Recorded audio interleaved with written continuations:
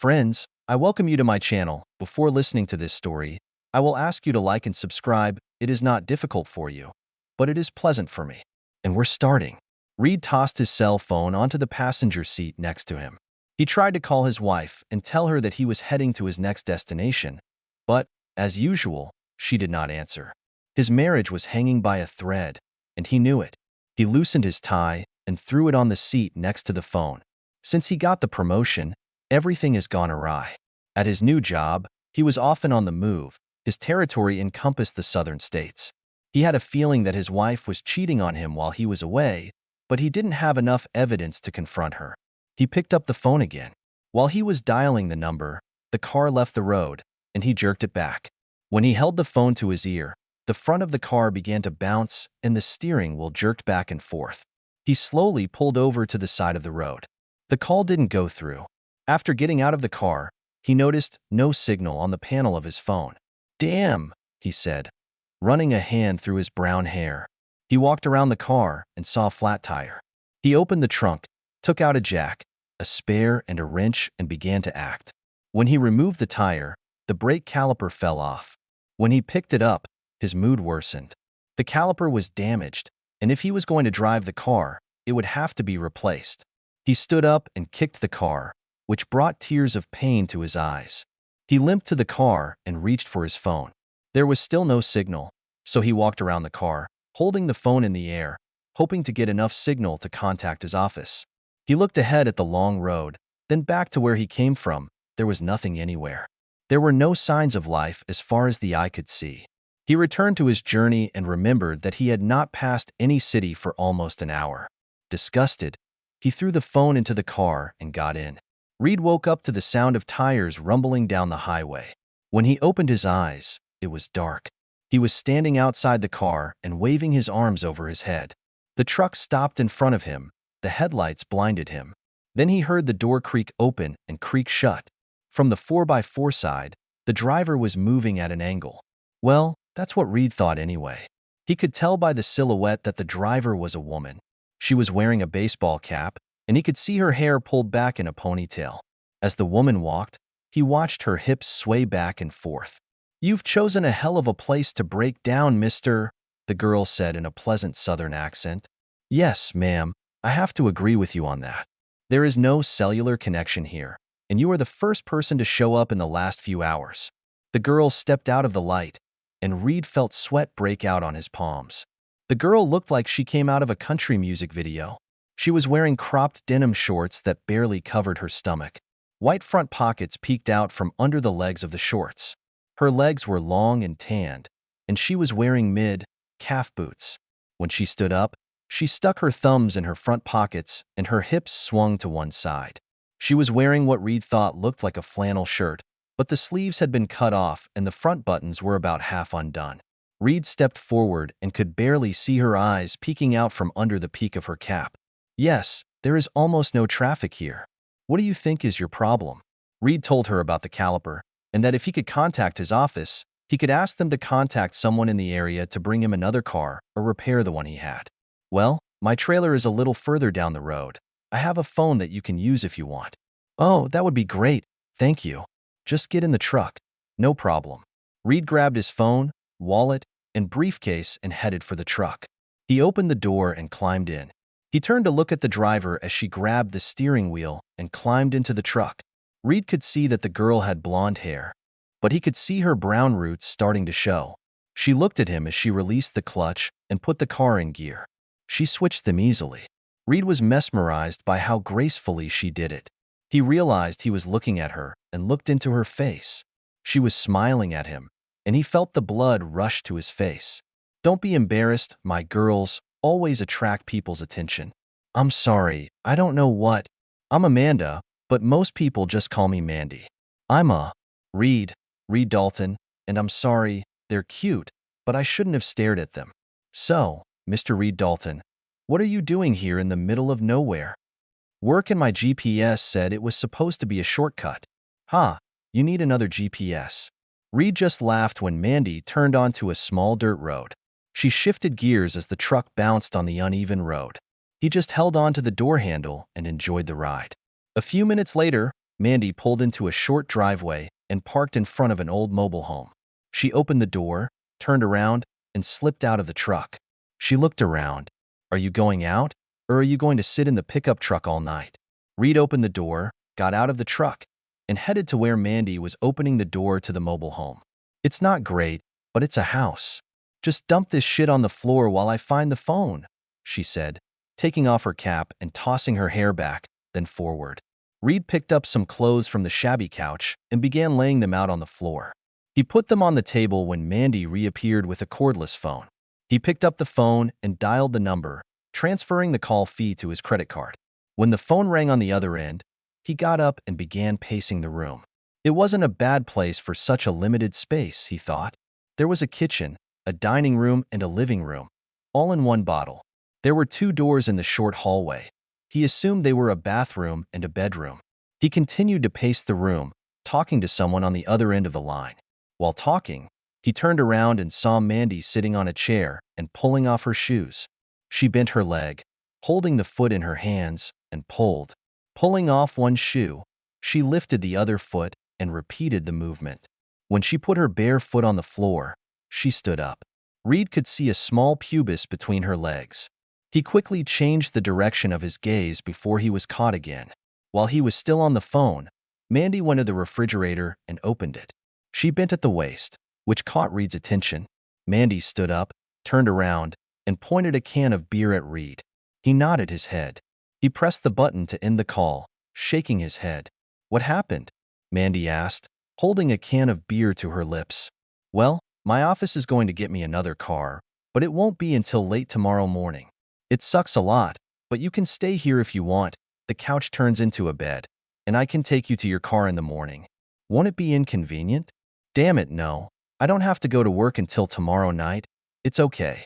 Can I make another call to tell my wife that I'm behind schedule and won't be home for a couple more days? Please. Reed dialed his wife's cell phone number while Mandy sipped her beer. She crushed the jar in her hand, stood up, and threw it in the trash. She entered the back room while Reed was leaving a voice message on his wife's phone. When he hung up, he heard water running in the bathroom. He sat down on the couch, pulling off his black ostrich-toed Barker shoes. Reed took a sip of beer and made a face. He hadn't had a cheap beer since college. He held his breath and took another long drink. He stood up, unbuttoned his Oxford shirt, put it on the arm of the chair, and leaned back on the sofa. At 35, Reed was in great shape. He had dark brown hair and matching eyes. His arms and chest were chiseled. Despite all his travels and marriage, he did not visit the bars of the cities and towns where he stayed, but spent his evenings in the gyms of the hotel. Sitting down, he looked around at his surroundings. Mandy had a simple house, not at all like the one he was used to living in, but he was grateful that he would not sleep in his car. Mandy returned to the room where Reed was sitting. He looked up when he heard her footsteps. She was wearing a Texas Longhorns t-shirt now. She sat down on the other end of the couch and pulled her knees up to her chest. Reed noticed a small red flap of her panties that covered her pubis. He took another long sip of beer. Did you call your old lady? Mandy asked, removing the nail polish from her toes. I left a message, Reed replied, trying not to stare at his gorgeous host. It's really late in the East. What do you think she's doing so late at night? I do not know. Maybe she is asleep and does not hear the phone ringing. Reed was embarrassed to talk about his wife. He had no idea where she was or what she was doing, so he decided to change the subject. Over the next few minutes, Reed questioned Mandy about her life. In conversation, he found out that she was 22 years old. She dropped out of school when she was 16 and married the man she considered the man of her dreams. As it turned out, after they got married, her husband became drunk and violent. He lost his job and took out his anger on her. He beat her, and then repeatedly raped her, and then left her to sleep with his many girlfriends. Reed listened as Mandy told many stories about her hard life. When Reed asked where he was now, she replied by saying that one day her father showed up in the midst of one of her husband's outrages, and her father beat him and put him in his truck, and she hasn't seen him since. Reed took another long drink of beer. Enough of my horror story. Tell me about yourself, Mr. Reed Dalton, Mandy said, stretching her long tan legs on the couch, resting her feet on Reed's lap. Reed told her about his life. how he grew up in a small town in Georgia and went to college in Atlanta. He told her about his job, how hard he worked and became the head of sales, how he traveled a lot, and that his travels had affected his marriage. He explained that since he was gone 40 weeks a year, his wife had changed. He told Mandy about his suspicions that his wife was cheating on him, but he had no proof, and in fact, he did not want them. He chatted incessantly for what seemed like hours. Mandy was attentive and made brief, kind comments while he was talking. "That's how I got here," he finished. Mandy sat up, still holding her feet in his lap. She propped her head on her hand, and a comforting smile appeared on her face. "I'll tell you one thing. Your old lady doesn't know how lucky she is to have a caring husband." Her fingers combed the hair above his ear. "Not only a caring husband, but also as hot as you are." Reed looked at her and blushed. His heart was pounding in his chest, his palms were sweating, and flies were swarming in his stomach. "So what do you do, Mandy? I mean, for work?" Reed asked, feeling his voice tremble. "Well, I think you could say that I'm in the entertainment business," she replied with a sweet laugh. "In the cinema? In the theater?" he asked innocently. "Oh no, dear, although I've been in 1 or 2 videos, and you could say that I'm an actress in a strange way." Mandy took her feet off his lap and put them on the floor.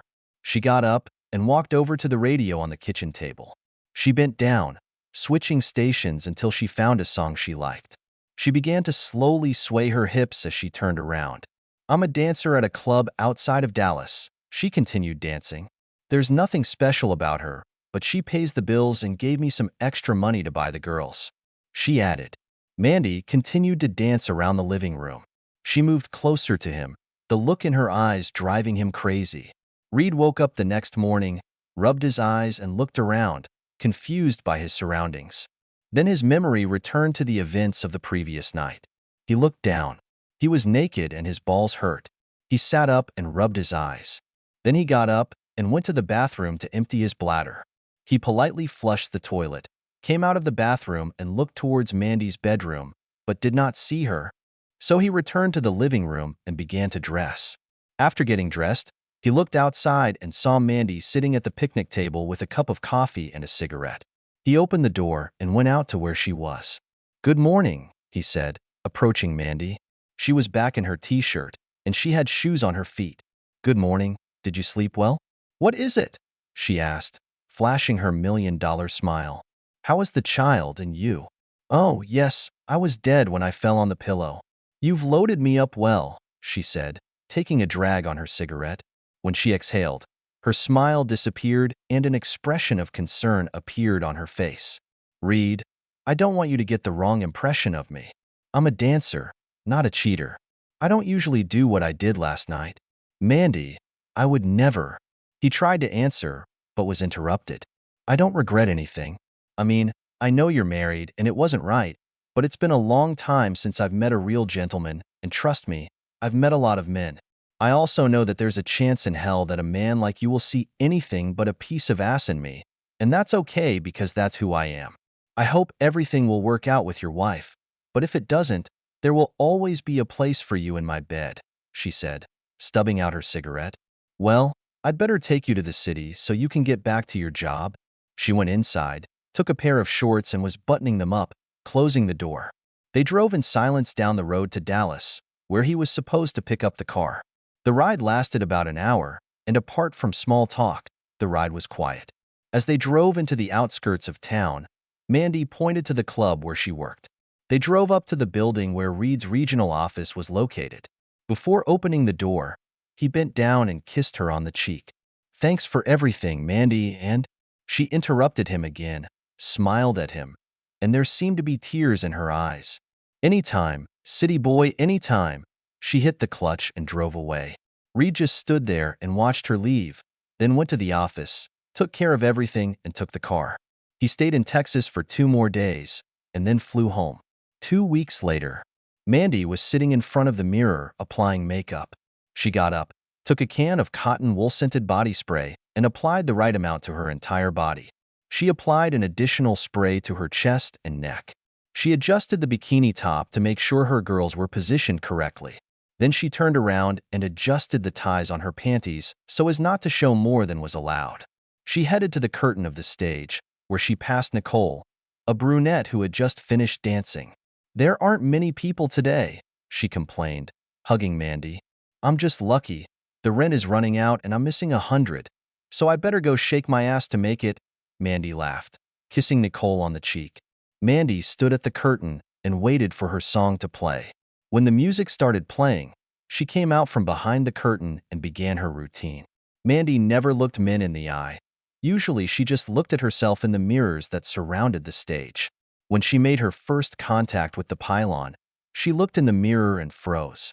Reed was sitting on the stage behind her. Mandy stood at the curtain and waited for her song to play. When the music started playing, she came out from behind the curtain and began her routine. Mandy never looked men in the eye.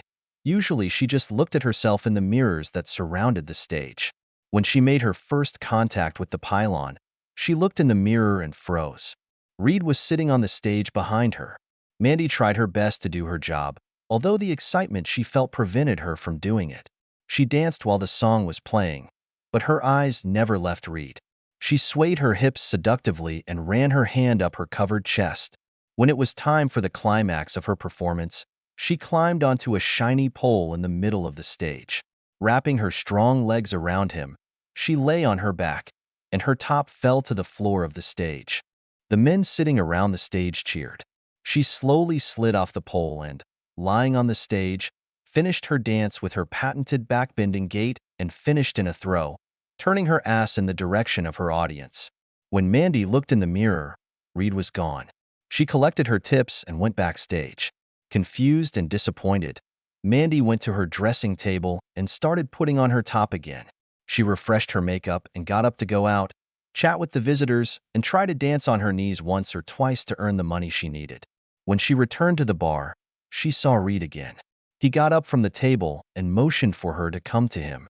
Smiling broadly, Mandy moved towards him. When she came to his table, they hugged and sat down. "Can I buy you a drink?" he asked. "Of course," she replied. "A beer would be nice." Reed called the hostess over. The brunette came over, took their order to take their drinks. Reed turned his head to Mandy and was greeted with a kiss on the cheek. "Another business trip?" she asked. "Not really," he replied. "I've had some major changes since the last time I saw you." The hostess returned with their drinks and put them on the table. Reed paid her what was due and added a good tip to it. Mandy picked up her beer and took a long sip, then put the glass back on the table. Reed lifted his finger and wiped a small trickle of beer running down the corner of her mouth. "So, city boy, what has changed?" "What is it?" she asked, putting her hand on his. "Well, let's see. Since I left you, I have filed for divorce and received a transfer," he replied with a smile. Reed told her how, after returning home from a trip to Texas, he found his wife in bed with her best friend's 19-year-old son, and that she accused him of her infidelity by the fact that he was always on the road.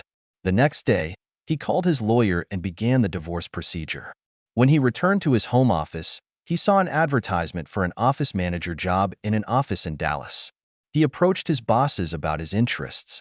They didn't want to fire one of their best district managers with a demotion, but after several hours of persuasion, they approved his transfer. He told her about flying back and forth between Dallas and Atlanta to complete everything, even renting an apartment near the club. "So you're here forever?" Mandy asked. "Yes. The only thing I need to return to Georgia in a couple of weeks is to finalize the divorce." "That's great, honey. But why are you here?" "Well, I was hoping you'd help me celebrate." "I would love to, but I have to work. I still have 3 hours before I'm free. My rent has to be paid." "Okay, but if you had money, would you come with me to my apartment?" "I would have thought about it." Reed reached into his pocket and pulled out a wad of money. He counted out 5 $100 bills and placed them on the table in front of Mandy. Her brown eyes widened when she saw such money. It was more than she would have earned in 2 nights. She looked back at Reed and smiled. "Let me get my things," she said, getting up and walking off stage. A few minutes later she returned, wearing a loose t-shirt, short shorts, and boots. She didn't even have time to take off her makeup. Reed stood up and put his arm around her back as they walked to the door of the club. They reached the parking lot and got into Mandy's truck. Reed gave her the address of his apartment, and they talked for a while during the short trip.